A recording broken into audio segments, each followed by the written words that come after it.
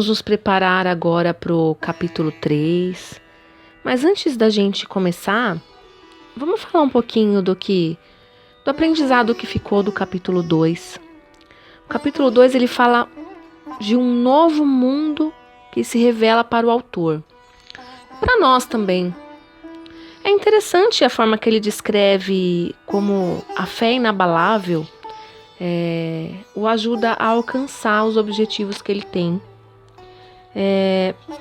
Ele acreditou tanto que conseguiria o dinheiro necessário para lançar o livro dele, que simplesmente a coisa aconteceu. Ele acreditou tanto, mas tanto que a coisa aconteceu.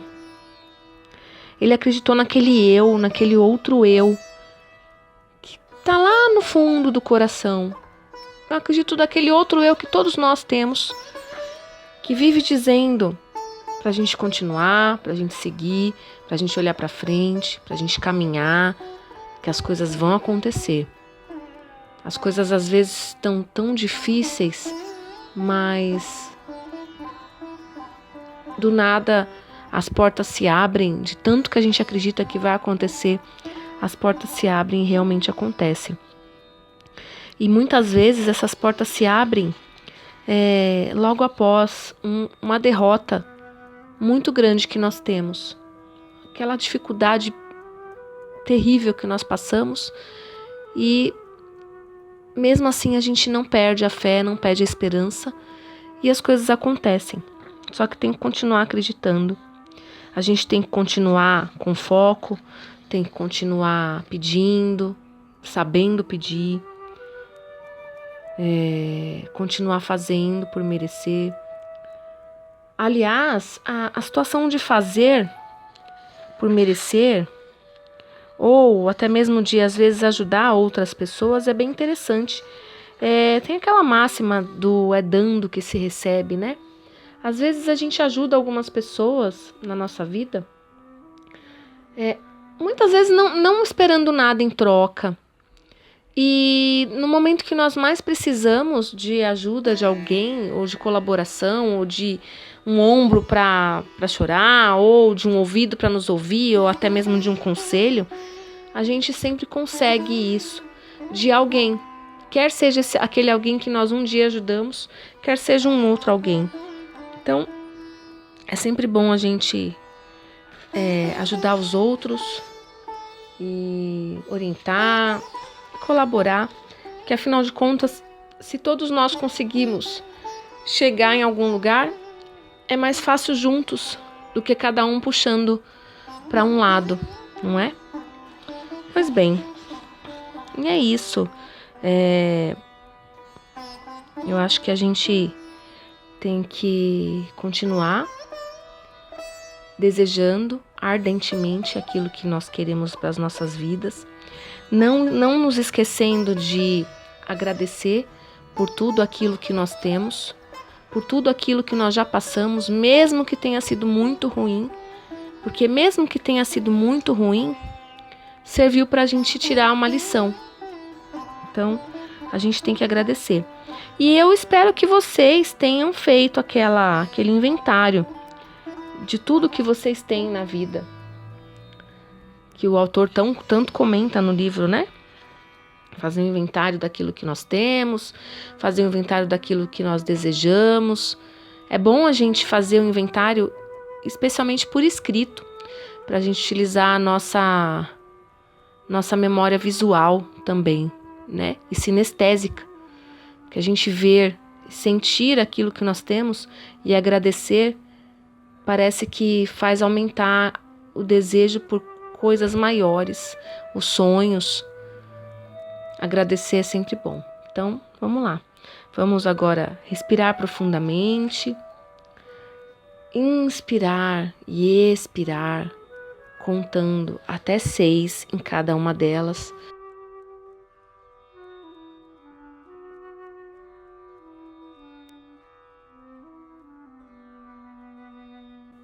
Capítulo 3. Uma estranha entrevista com o diabo. Enquanto você estiver lendo a entrevista com o diabo, você reconhecerá, a partir da breve descrição que dei da história da minha vida, o esforço desesperado do diabo em me calar antes que eu ganhasse reconhecimento público. Você entenderá também, após ler a entrevista com o diabo, por que a entrevista tinha que ser precedida por esta história pessoal. Antes que você comece a ler a entrevista, eu quero que você tenha uma noção bem clara do tipo de ataque que o diabo fez comigo. E lembre-se de que foi esse ataque final que afortunadamente virou o jogo, fazendo com que o diabo ficasse sem saída e tivesse que se confessar. Esse trabalho do diabo começou com a crise de 1929. Através daquela feliz virada na roda da vida, perdi 600 acres nas montanhas de Catskill. Meus rendimentos foram a zero. National Bank, onde todos os meus fundos estavam depositados, quebrou e com ele se foi todo o meu dinheiro. Antes que eu notasse o que estava acontecendo, me peguei no meio de um furacão espiritual e econômico que se desenvolveu numa catástrofe mundial de tal força que nenhum indivíduo ou grupo de indivíduos poderia suportar. Enquanto esperava a tempestade passar e todo o medo que estava espalhado ceder, me mudei para Washington, D.C., a cidade onde comecei o trabalho após o meu primeiro encontro com Andrew Carnegie, quase um quarto de século antes. Parecia que não havia nada que eu pudesse fazer, exceto sentar e esperar. Tudo que eu tinha era tempo. Após 3 anos de espera, sem resultados tangíveis, minha alma incansável começou a me empurrar de volta para o serviço. Havia muito poucas oportunidades para eu ensinar uma filosofia de sucesso quando o mundo à minha volta estava no meio do mais abjeto fracasso e as mentes dos homens estavam preenchidas com o medo da pobreza. Este pensamento veio até mim em uma noite, enquanto eu estava dirigindo meu automóvel em frente ao Memorial de Lincoln sobre o rio Potomac, dentro da sombra do Capitólio. Com isso, veio outro pensamento. O mundo havia experimentado uma crise sem precedentes, através da qual nenhum ser humano tinha o menor controle. Com essa crise, veio até mim a oportunidade de testar a filosofia da autodeterminação, a organização à qual eu havia devotado boa parte da minha vida adulta. Uma vez mais, eu tinha a oportunidade de aprender se a minha filosofia era prática ou mera teoria. Notei também que aí estava a oportunidade de testar uma frase de minha autoria, a qual eu havia pronunciado centenas de vezes. Pois bem, a frase é: toda adversidade traz consigo a semente de uma vantagem equivalente. Ora, qual, se há alguma, eu me perguntei, foi a vantagem de uma crise mundial para mim? Quando comecei a procurar por uma direção por onde eu poderia testar a minha filosofia, fiz a descoberta mais chocante da minha vida. Descobri que, através de alguma estranha força que eu não entendia, eu havia perdido minha coragem. Minha iniciativa tinha sido desmoralizada, meu entusiasmo havia enfraquecido. Pior do que tudo isso, eu estava envergonhado em me dar conta de que era o autor de uma filosofia de autodeterminação porque, lá no fundo do meu coração, eu sabia ou pensava que sabia que eu não poderia fazer a minha própria filosofia me tirar do fundo do poço e, consequentemente, mudar a situação desesperadora na qual me encontrava. Enquanto eu lutava em um estado mental de total confusão e atordoamento, o diabo devia estar dançando de felicidade, né? Afinal, ele tinha o autor da primeira filosofia de realização e sucesso pessoal paralisado pela indecisão. Indecisão paralisa qualquer ser humano. E indecisão normalmente vem junto com o medo. Então vamos absorver um pouquinho esse ensinamento, refletir, respirar corretamente, contando até 3, por 3 vezes.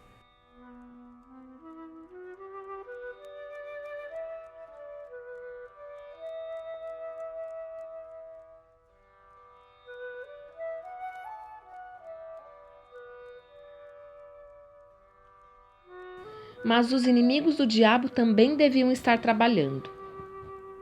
Enquanto eu estava sentado em frente ao Memorial Lincoln, revisando em retrospecto as circunstâncias que por muitas vezes elevaram-me a grandes realizações, somente para logo depois me deixarem cair de alturas equivalentes, um pensamento feliz chegou até mim, na forma de um plano de ação definido, o qual eu acreditava que poderia me desfazer de uma vez por todas desse sentimento hipnótico de indiferença a qual eu estava preso. Na entrevista com o diabo, A exata natureza da força pela qual eu havia sido privado da minha iniciativa e da minha coragem foi revelada. É exatamente a mesma força que milhões de outros foram sujeitos durante a grande crise. É a arma principal que o diabo utiliza para enredar e controlar os seres humanos. A essência desse novo pensamento que veio para mim era esta. Apesar do fato de eu ter aprendido com Andrew Carnegie e mais de 500 outros que tiveram sucessos profissionais e pessoais equivalentes, que realizações notáveis em todos os passos da vida vêm através da aplicação do Mastermind, que é a coordenação harmoniosa de duas ou mais mentes trabalhando para um mesmo objetivo, eu havia falhado em fazer tal aliança com o objetivo de colocar em prática o meu plano de revelar a primeira filosofia individual de sucesso para o mundo. Apesar do fato de eu ter entendido o poder do Mastermind, eu havia sido relapso em apropriar-me e usar essa força. Eu estava trabalhando como um lobo solitário, em vez de associar-me com outras mentes superiores. E você? Você já se utilizou do Mastermind para conquistar algo na sua vida? Você já parou para pensar que de repente você se aliando a outras pessoas, você consegue chegar mais rápido no seu objetivo? Então vamos parar e pensar um pouquinho, refletir um pouquinho sobre isso. Respirar corretamente, inspirando e expirando profundamente, contando até 5 por 3 vezes.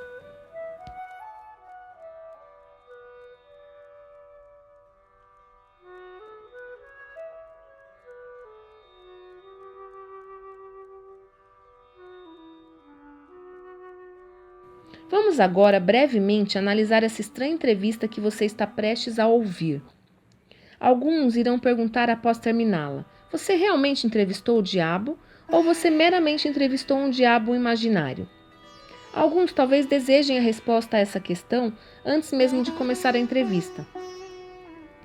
Responderei da única e mais honesta maneira que poderia, dizendo que o diabo que entrevistei pode ter sido real tanto quanto ele dizia ser, ou ele pode ter sido uma criação da minha própria imaginação. Seja lá o que ele fosse, real ou imaginário, é de muito pouca importância se comparado com a natureza e com o conteúdo das informações contidas na entrevista.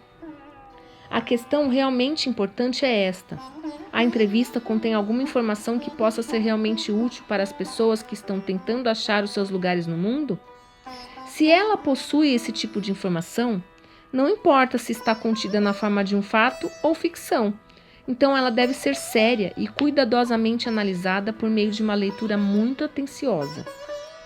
Eu não tenho a menor preocupação quanto à real fonte da informação ou quanto à real natureza do diabo, cuja história fantástica você está prestes a ler. Estou somente preocupado com o fato de que a confissão do diabo encaixa-se perfeitamente com o que eu tenho visto da vida. Acredito que a entrevista contém informações de benefícios práticos para todos aqueles que ainda não acharam a vida amigável.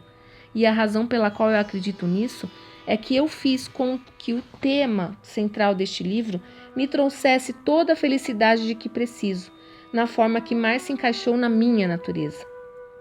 Eu tive o suficiente de experiências com os princípios mencionados pelo diabo, de tal forma que posso assegurar que eles farão exatamente o que ele diz que farão. E isso é suficiente para mim. Então, passo a história desta entrevista para você, para que, seja lá de qual maneira, consiga extrair dela o máximo possível de dividendos em termos financeiros e pessoais. Talvez você consiga grandes valores em termos financeiros, se você aceitar o diabo como sendo o que ele diz que é, baseando-se na sua mensagem para seja lá o que for que ela lhe possa trazer e que você consiga aplicar da melhor maneira possível, não se preocupando em saber quem é o diabo ou se realmente ele existe. Se você quiser minha honesta opinião pessoal, eu acredito que o diabo é realmente quem ele diz ser. Agora, vamos analisar a sua confissão. Após forçar a sua entrada na consciência do diabo, o senhor humano começou a entrevista que o diabo não queria dar, com questões que ele não poderia deixar de responder. Prontos para o início da entrevista com o diabo? Bem, Vamos fechar os olhos, refletir mais um pouco sobre essas duas primeiras partes do capítulo 3, respirar corretamente, profundamente, contando até 5 por 3 vezes e nos preparar para a entrevista com o diabo.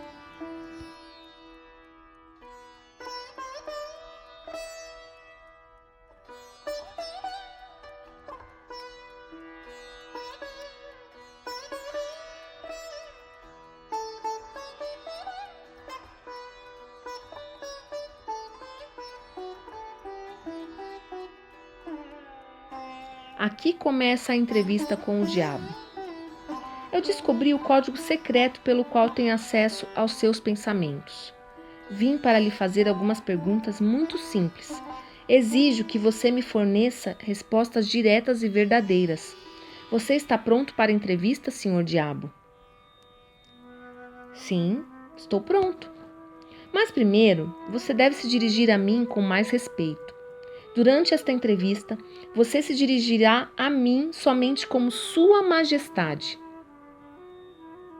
Com que direito você exige tal respeito real? Você deve saber que eu controlo 98% das pessoas do seu mundo. Você não acha que isso é motivo suficiente para me dar um título de realeza? Você tem prova do que está afirmando? Sim, tenho provas em abundância.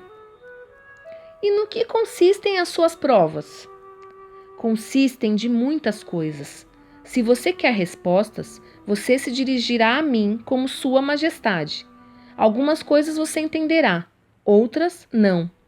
Para que você entenda meu ponto de vista, descreverei a mim mesmo e corrigirei a falsa noção que as pessoas têm de mim e de onde eu habito. Ah, esta é uma ótima ideia, Sua Majestade. Comece me contando onde você mora e então descreva sua aparência física. Minha aparência física? Bem, meu querido senhor humano, eu não possuo um corpo físico. Um corpo físico me colocaria em desvantagem e seria um fardo que eu teria que carregar, tal como vocês, criaturas humanas, o carregam ao longo da vida. Eu consisto de energia negativa e vivo nas mentes das pessoas que têm medo de mim. Também ocupo metade de cada átomo da matéria física e cada unidade de energia mental e física. Talvez você entenda melhor a minha natureza se eu lhe disser que sou a porção negativa do átomo. Ah, eu entendo o que você está querendo dizer. Você está preparando o terreno para dizer que, se não fosse por você, não haveria mundo, nem estrelas, nem elétrons, nem átomos, nem seres humanos, nada. Não é isso? Verdade, você está absolutamente certo. Bem, se você ocupa metade da energia e da matéria, quem ocupa a outra metade?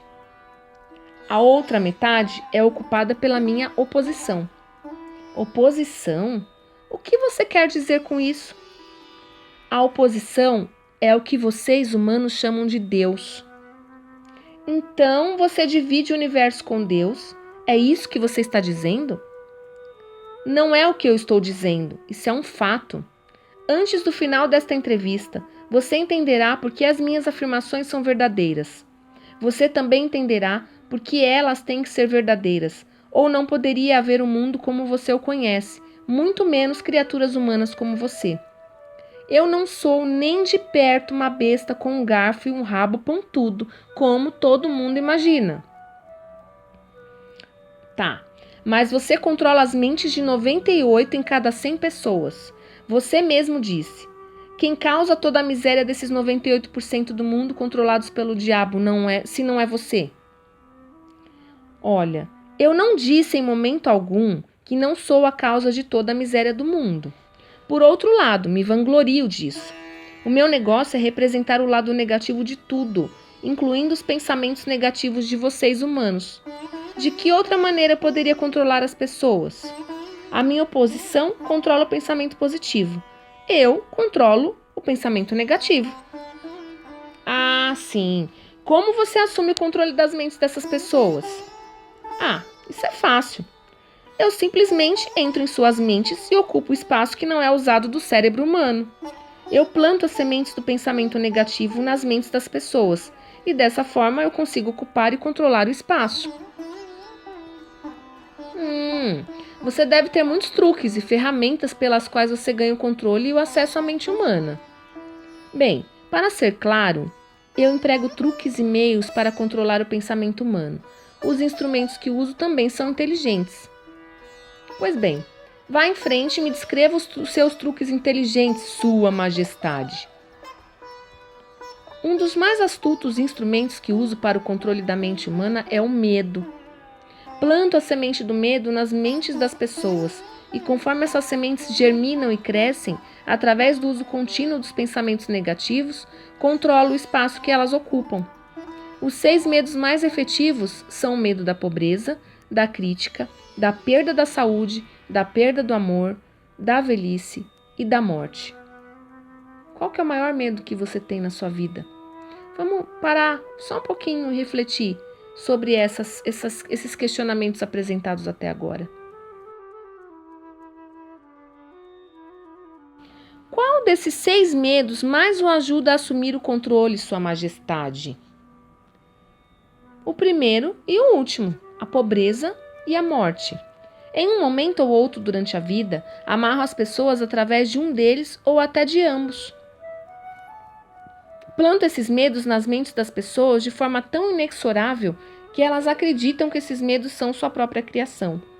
Realizo essa tarefa fazendo com que as pessoas acreditem que eu estou lá, esperando-as no portão da entrada da próxima vida, esperando para julgá-las e puni-las por toda a eternidade. É claro que não posso punir ninguém, exceto na própria mente dessa pessoa, através de alguma forma de medo. Mas medo daquilo que não existe é tão útil para mim quanto medo daquilo que existe. Todas as formas de medo ampliam o espaço que eu ocupo na mente humana. Sua Majestade, você explicará como ganhou esse controle sobre os seres humanos. A história é muito longa para ser contada em poucas palavras. Tudo começou há mais de 1 milhão de anos, quando o primeiro homem começou a pensar. Até aquele momento, eu tinha o controle sobre todos os homens. Mas inimigos meus descobriram o poder do pensamento positivo e o colocou nas mentes dos homens. Aí, então, começou uma batalha de minha parte para permanecer no controle. Até este momento, eu tenho me saído muito bem. Tenho perdido somente 2% das pessoas para a oposição.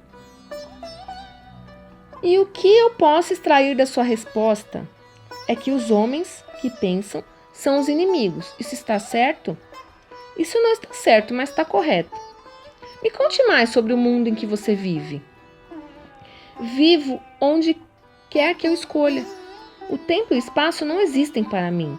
Sou uma força que, para descrever melhor para você, deve ser considerada como energia. Meu lugar físico favorito, conforme lhe falei, são as mentes das pessoas.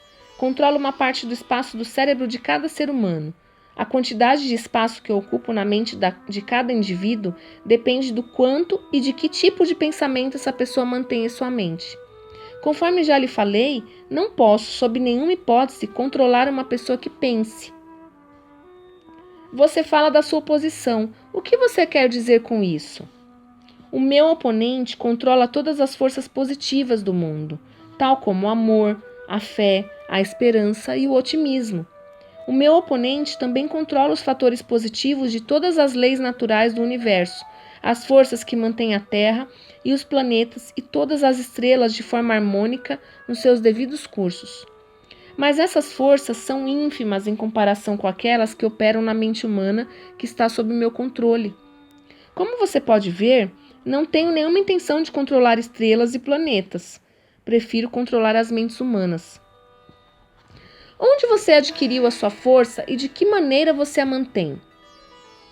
Adquiro a minha força me apropriando do poder da mente dos humanos, conforme eles passam pelo portal no momento de suas mortes. 98 de cada 100 que voltam para o meu plano, vindo do plano da Terra, são assumidos por mim, e o poder de sua mente é acrescentado ao meu ser.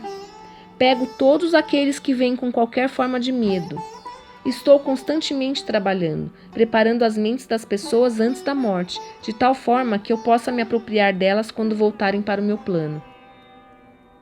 Você me dirá como você realiza efetivamente esse trabalho de preparar as mentes humanas, de tal forma que você possa ganhar o controle sobre elas? Tem inúmeras maneiras de ganhar o controle das mentes humanas, enquanto elas ainda estão no plano da Terra. A minha maior arma é a pobreza. Eu deliberadamente desencorajo as pessoas a acumular riqueza material porque a pobreza, em si mesma, tira a habilidade dos homens de pensar e os faz uma presa fácil para mim. Outro grande aliado meu é a doença. Um corpo doente desencoraja o pensamento. Aí então, tenho milhares de trabalhadores na Terra que me ajudam a ganhar o controle das mentes humanas. Tenho esses agentes estrategicamente colocados em todos os lugares, independentemente de raça, credo ou religião.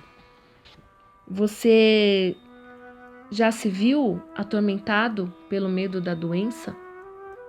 Pelo medo da pobreza? Tente lembrar o porquê você se viu tão atormentado. Tente refletir se tinha realmente razão para essa preocupação, para esse medo. Vamos refletir sobre esses questionamentos,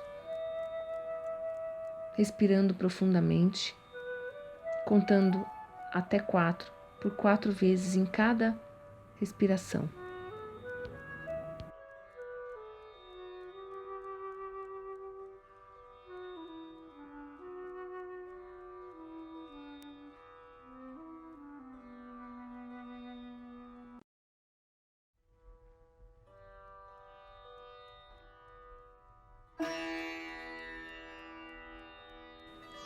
Quem são os seus maiores inimigos na Terra, Sua Majestade? Todos aqueles que inspiram as pessoas a pensar e agir de acordo com as suas próprias iniciativas são meus inimigos. Homens tais como Sócrates, Confúcio, Voltaire, Emerson, Thomas Paine e Abraham Lincoln. E você também não está me fazendo nenhum bem. É verdade que você usa homens que possuem grandes riquezas? Conforme já lhe falei, a pobreza é sempre minha aliada porque ela desencoraja a livre expressão de pensamentos e encoraja o medo nas mentes dos homens. Alguns homens ricos servem a minha causa, enquanto outros me atrapalham muito, dependendo da forma como esta riqueza é utilizada. A fortuna do grande Rockefeller, por exemplo, é uma das minhas piores inimigas. Isso é interessante, Sua Majestade. Você pode me contar por que você teme a fortuna dos Rockefeller mais do que as outras? O dinheiro de Rockefeller está sendo usado para isolar e conquistar a cura de doenças do corpo físico em várias partes do mundo. A doença sempre foi uma das minhas armas mais eficazes. O medo da doença só perde para o medo da pobreza. O dinheiro de Rockefeller está ajudando na descoberta de novos segredos da natureza em centenas de modos diferentes, onde todos esses meios estão sendo utilizados para ajudar homens a terem total controle sobre suas próprias mentes. Esses meios estão encorajando novos e melhores métodos de alimentação, de vestuário e habitação. Esse dinheiro está sendo usado para acabar com favelas nas grandes cidades, lugares onde meus aliados favoritos são encontrados. Está também financiando campanhas por governos melhores e ajudando a acabar com a desonestidade na política. Está colaborando para melhorar os padrões de negócios do mundo e encorajando homens de negócio a conduzirem suas empresas pela regra de ouro. E isso não é bom para a minha causa. O que você pode me dizer sobre garotos e garotas que as pessoas dizem que estão no caminho para o inferno? Você os controla também? Bem, eu posso responder essa questão somente com sim e não. Corrompi as mentes desses jovens os ensinando a beber e a fumar, mas eles têm me surpreendido com uma tendência muito séria de pensar por si mesmos. Você diz que corrompeu as mentes dos jovens com álcool e cigarros. Consigo entender como a bebida alcoólica pode destruir o poder do pensamento independente, mas não consigo enxergar de que forma os cigarros podem ajudar na sua causa.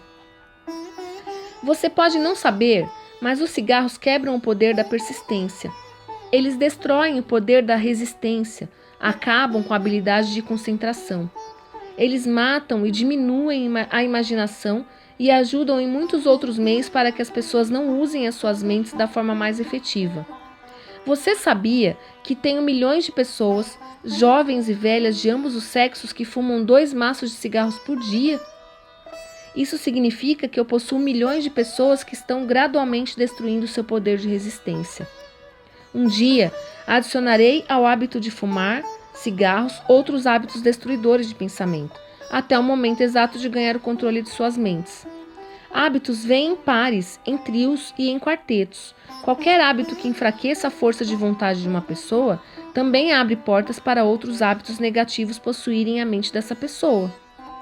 O hábito do cigarro não somente diminui o poder de resistência, como também desencoraja a persistência, além de enfraquecer outras relações humanas. Jamais imaginávamos isso, que o cigarro causasse mais mal do que a bebida alcoólica. Você conhece alguém que fuma? Você consegue relacionar o uso do cigarro e do álcool a alguns medos que essa pessoa te deixa perceber? Ou que você mesmo percebe em si mesmo? Vamos refletir um pouquinho sobre isso. Respirar corretamente, inspirando e expirando profundamente.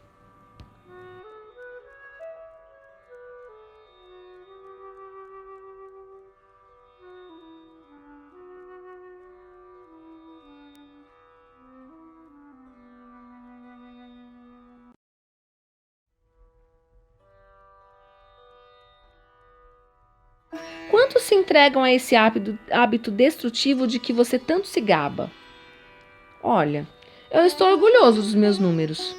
Milhões agora são vítimas e o número cresce dia a dia. Em breve, devo ter a maior parte do mundo entregue a esse hábito. Em milhares de famílias tenho seguidores desse hábito, incluindo cada membro da família. Garotos e garotas muito jovens estão se entregando a ele. Eles estão aprendendo como fumar apenas observando seus pais, irmãos mais velhos e irmãs. Quais dos dois você considera a maior arma para ganhar o controle das mentes humanas? O cigarro ou a bebida? Sem hesitar, eu diria o cigarro. Uma vez que eu consiga que um jovem junte-se ao clube de 2 maços por dia, não tenho problema algum em induzir essa pessoa a começar a beber, a se esbaldar no sexo e todos os outros hábitos relacionados com a destruição do pensamento independente e da ação. Sua Majestade, quando comecei esta entrevista, eu tinha uma noção totalmente errada a seu respeito. Pensava que você era uma fraude um tanto quanto irreal, mas agora vejo que você é muito real e realmente muito poderoso. A sua desculpa é aceita, mas você não precisa se preocupar. Milhões de pessoas já questionaram meu poder, e a maior parte delas eu peguei no meu portal, assim que elas fizeram a passagem. Não peço que ninguém acredite em mim. Prefiro que as pessoas tenham medo de mim. Não sou um mendigo. Consigo tudo o que eu quero pela inteligência e pela força. Mendigar para que as pessoas acreditem nos meus princípios não faz parte da minha natureza, e sim da minha oposição. Sua Majestade, por favor, me perdoe se eu estiver sendo rude, mas eu não seria capaz de me olhar no espelho novamente se não lhe dissesse, aqui e agora, que você realmente é uma desgraça, porque se aproveita de pessoas inocentes. Sempre tive o conceito errado a seu respeito. Eu pensava que você era gentil o suficiente para deixar as pessoas em paz enquanto elas estivessem vivendo. Que você torturava suas almas somente após a sua morte. Mas agora vi, pela sua própria confissão, que você destrói o direito ao livre pensamento e faz com que as pessoas vivam um verdadeiro inferno na Terra. O que você tem a dizer em relação a isso? Eu consigo o que quero exercendo o autocontrole. Não é tão bom para a minha causa, mas sugiro que você me imite em vez de me criticar. Você se auto-intitula um pensador, e você realmente é, pois de outra forma você nunca teria me forçado a confessar minha natureza numa entrevista como esta. Mas você nunca será o tipo de pensador que me amedronta, a não ser que você consiga ganhar e exercer total controle sobre suas próprias emoções. Olha aí a dica. Controle sobre as próprias emoções para não ter o medo da pobreza, o medo da doença e não sucumbir ao diabo. Conseguiremos isso? Vamos refletir um pouquinho. Tivemos momentos em nossas vidas que conseguimos controlar nossas emoções e alcançar aquilo que desejávamos? Inspirar e expirar profundamente, contando até 5 por 4 vezes e refletir sobre isso.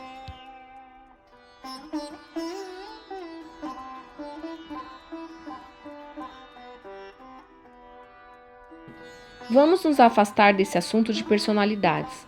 Vim aqui para aprender mais sobre você e não para discutir a meu respeito. Por favor, vamos em frente e me conte quais outros dos muitos truques que você tem para ganhar o controle da mente humana. Qual sua arma mais poderosa exatamente agora? Essa é uma questão muito difícil de responder. Tenho tantos meios e instrumentos para entrar e controlar as mentes humanas que é difícil dizer qual é o mais poderoso. Exatamente neste momento estou tentando fazer uma nova guerra mundial. Os meus amigos aqui em Washington estão me ajudando a envolver os Estados Unidos nessa guerra. Se eu conseguir fazer com que o mundo comece a se matar de forma maciça, serei capaz de colocar em ação o meu instrumento favorito para o controle da mente.